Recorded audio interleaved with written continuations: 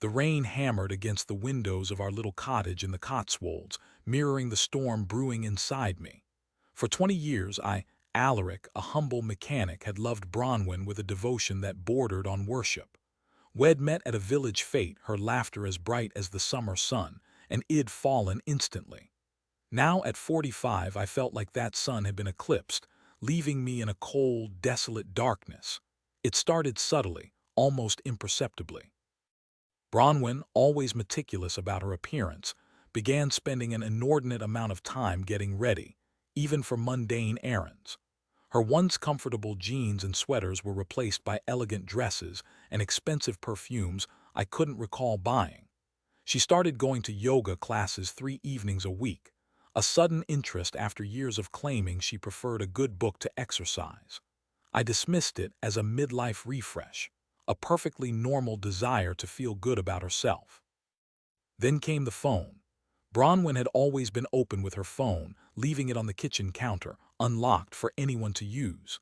Suddenly, it was glued to her hand. She'd jump if I so much as glanced at it, her eyes darting away with a nervous flicker. She'd started taking calls outside, her voice hushed and secretive. When I asked who she was talking to, she'd brush it off with vague answers like a friend from yoga or a client. One particularly stormy evening, Bronwyn claimed she had to work late at the library where she volunteered.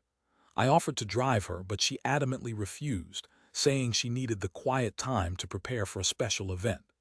As I watched her drive away in her sleek, new car, a car I hadn't been consulted about, a car that felt like a stranger in our driveway, a knot of unease tightened in my stomach.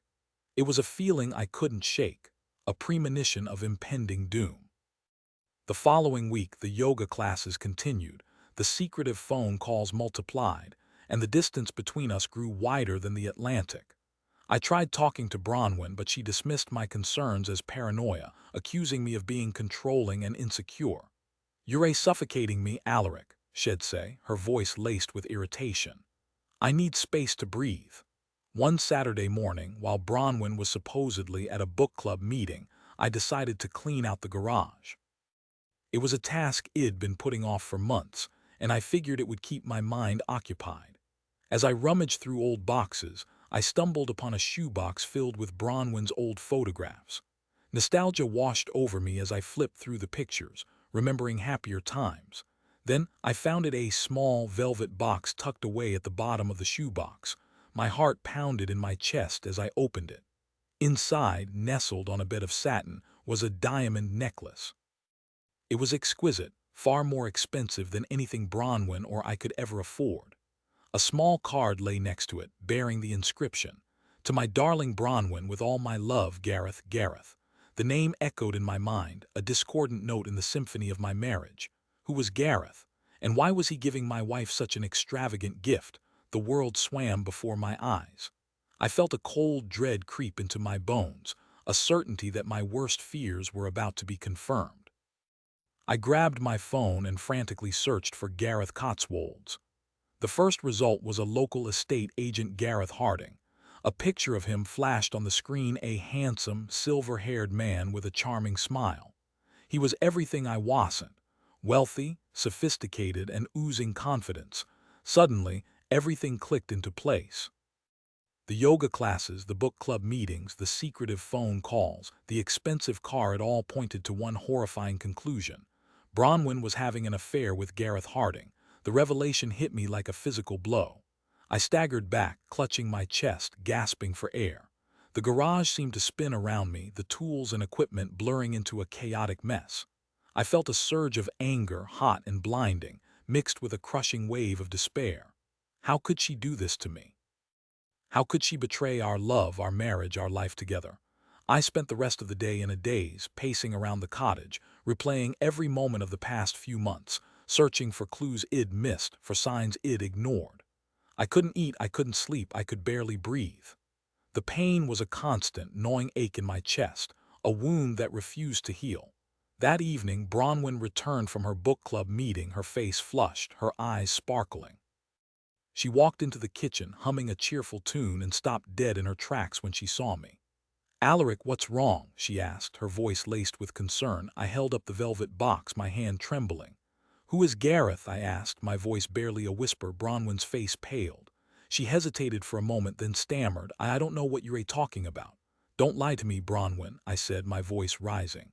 "I found this in the garage. Who is Gareth Harding?" She burst into tears. "It's not what you think," she sobbed. "He's just a friend. A friend who buys you expensive diamond necklaces," I scoffed.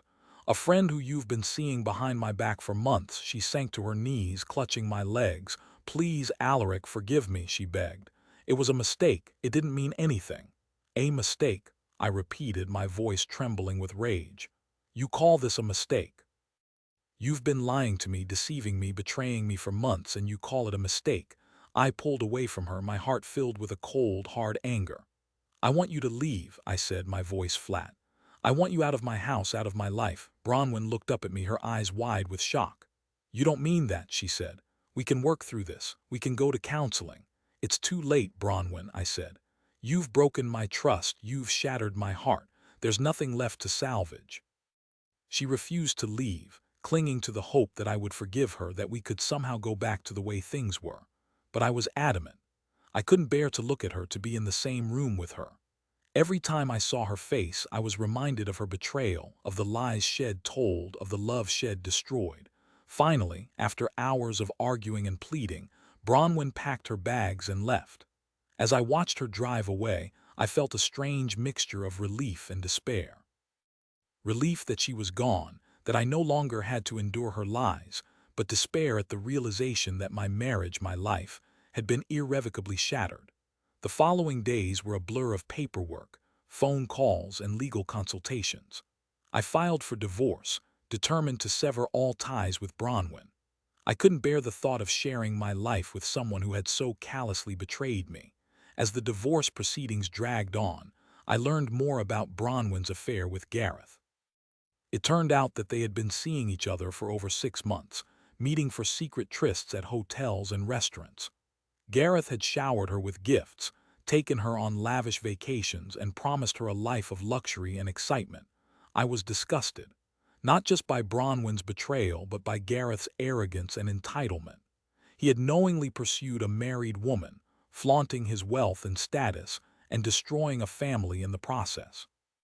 As I sat in my lawyer's office one afternoon, reviewing the final divorce papers, I had an idea.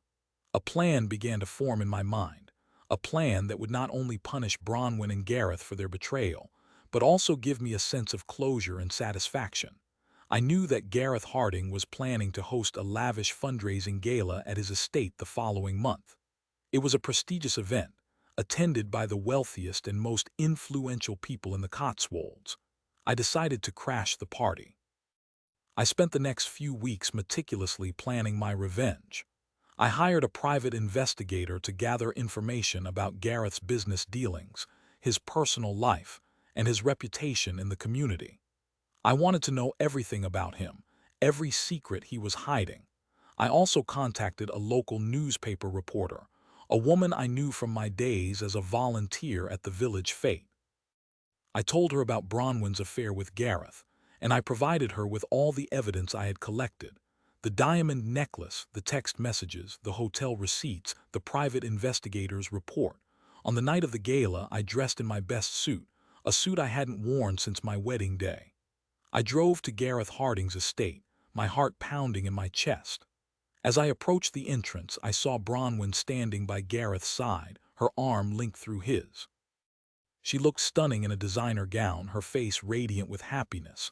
A wave of anger washed over me, but I pushed it down. I had a job to do. I strode confidently towards the entrance, ignoring the curious glances and whispers that followed me. The security guard tried to stop me, but I flashed him a fake ID and brushed past him. I made my way through the crowd, searching for Gareth and Bronwyn.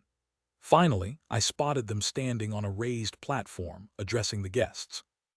I took a deep breath and walked towards the stage. As I approached, Gareth noticed me and frowned. "What are you doing here?" he demanded. "I have something to say," I replied, my voice clear and steady. Gareth tried to stop me, but I pushed him aside and grabbed the microphone. "Good evening, everyone," I said, my voice echoing through the room. "I am Alaric, Bronwyn's husband, or rather her soon-to-be ex-husband." A gasp rippled through the crowd. Bronwyn's face turned white. I'm here tonight to tell you all a story, I continued. A story about betrayal, deceit, and infidelity. I proceeded to recount the details of Bronwyn's affair with Gareth, providing all the evidence I had gathered. I told them about the diamond necklace, the text messages, the hotel receipts, the lavish vacations. As I spoke, the crowd grew silent, their eyes glued to me. Gareth stood frozen, his face a mask of fury and embarrassment.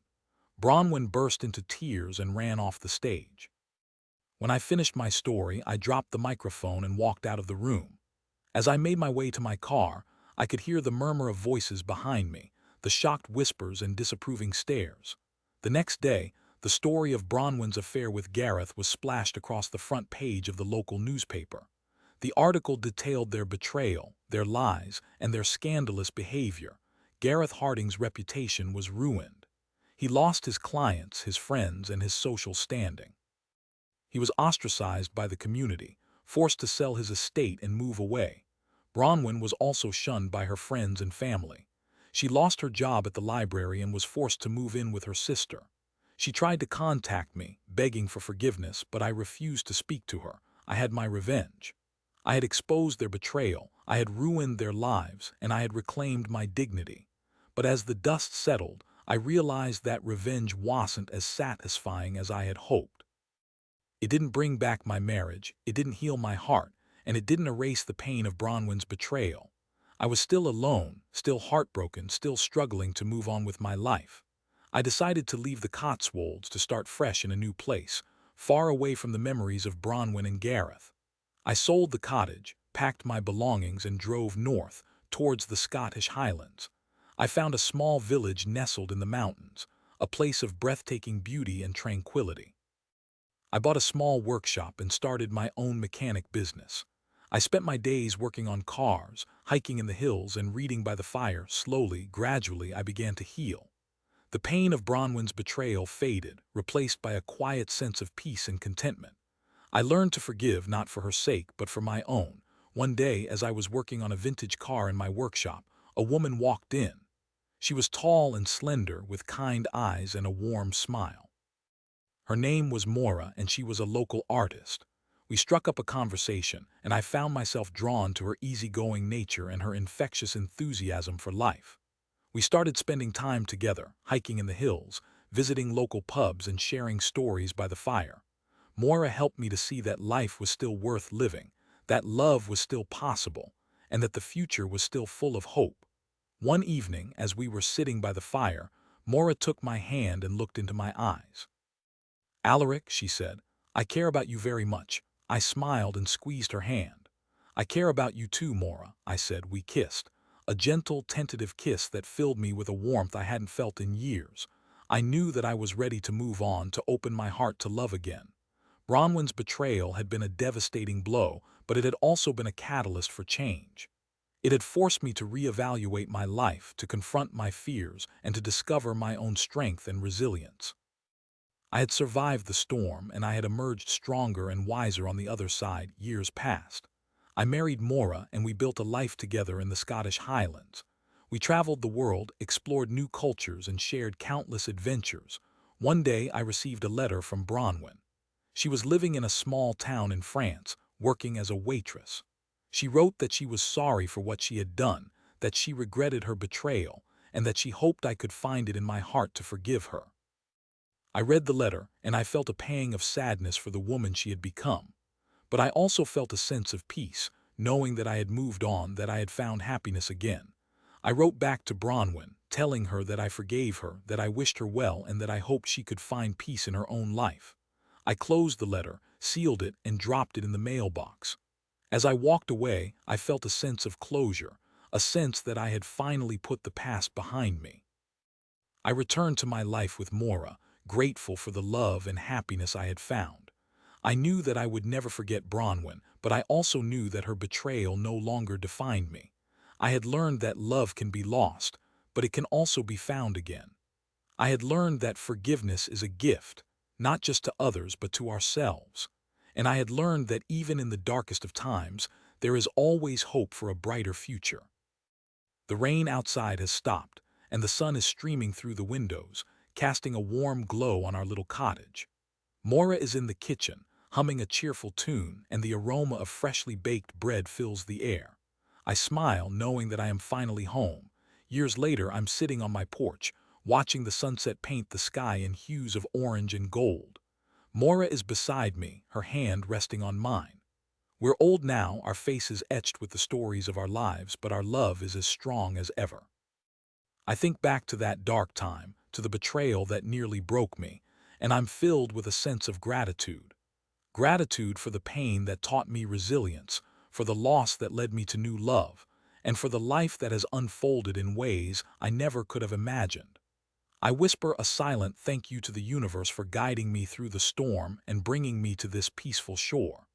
My life wasn't perfect, but it was mine, and I wouldn't trade it for anything. As the stars begin to twinkle in the night sky, I know that I am truly blessed.